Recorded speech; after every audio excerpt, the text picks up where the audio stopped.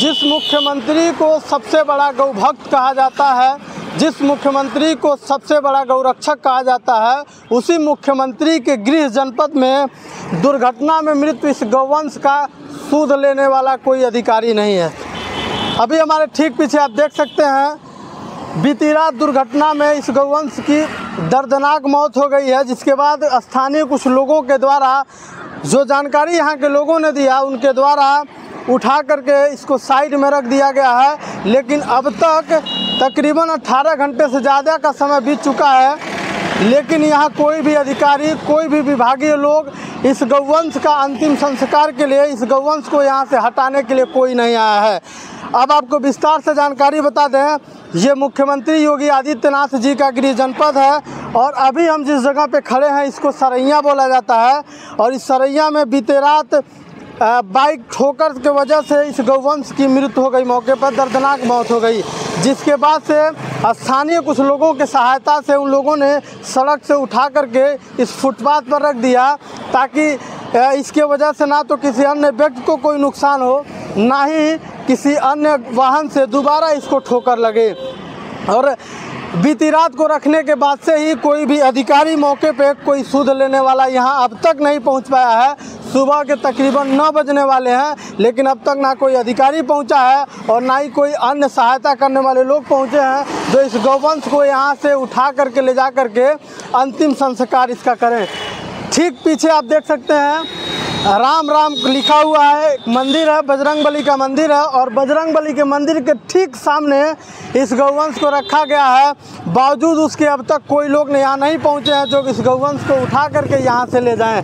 इधर भी आपको दिखाएंगे कैमरा के माध्यम से, तो आप देखेंगे भगवान शिव का मूर्ति का स्थापना किया गया है। यानी दोनों तरफ अगर आप देखेंगे तो एक तरफ बजरंगबली का मंदिर है और दूसरी तरफ भगवान शिव का मूर्ति रखा गया है। और इन दोनों मंदिरों के बीचों बीच में इस गौवंश को रखा गया है जो अभी मृत पड़ा है। दुर्घटना के वजह से, बाइक ठोकर लगने के वजह से दर्दनाक मौत हो गया है, जिसके बाद से लोगों के द्वारा इसको फुटपाथ पे रखा गया है।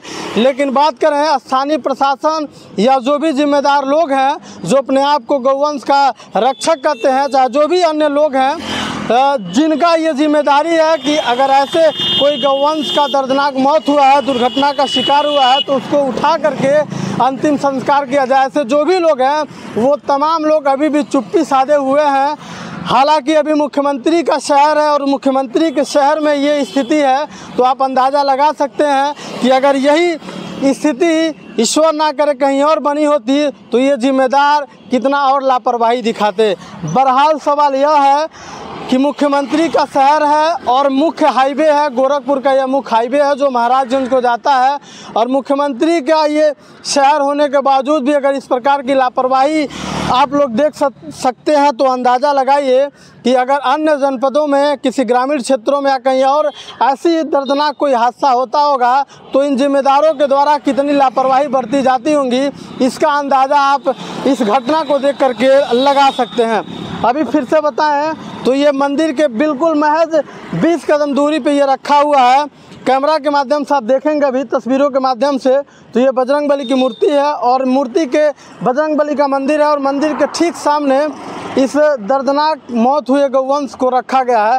अभी आप देखेंगे तो शायद स्थिति देख करके आप सहम भी जाएंगे, क्योंकि 18 घंटे तकरीबन बीत चुके हैं दुर्घटना को हुए और इस वजह से स्थिति जो है गौवंश का वो बेहद जो है बिगड़ती चली जा रही है। मौत होने के बाद से अब बदबू भी आना शुरू हो गया है। लेकिन जिम्मेदारों की बात करें तो अब तक जिम्मेदारों के द्वारा ना तो यहाँ आया गया है और ना ही सूचना शायद भी उनको ना मिला हो, और सूचना मिला भी होगा तो उनको क्या पड़ता है कि इतनी जल्दी और इतने समझदारी से आकर के इस गौवंश का अंतिम संस्कार करें।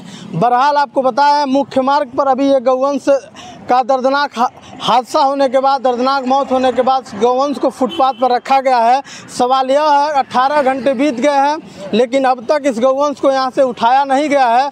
अभी मक्खियाँ चारों तरफ से फैली हुई हैं, बदबू दे रही है, लेकिन उसके बाद भी किसी के भी द्वारा यहाँ पे आया नहीं गया है। सवाल यह है कि अब कितने देर के बाद जिम्मेदारों की आंखें खुलेगी, जिम्मेदार कब आएंगे और इस गौवंश को यहाँ से उठा करके अंतिम संस्कार करेंगे। बाकी ऐसे गौवंश और ऐसे मुख्यमंत्री के शहर और ऐसे जिम्मेदारों के बारे में आप लोग क्या सोचते हैं, एक बार कमेंट करके ज़रूर बता दें। जय हिंद।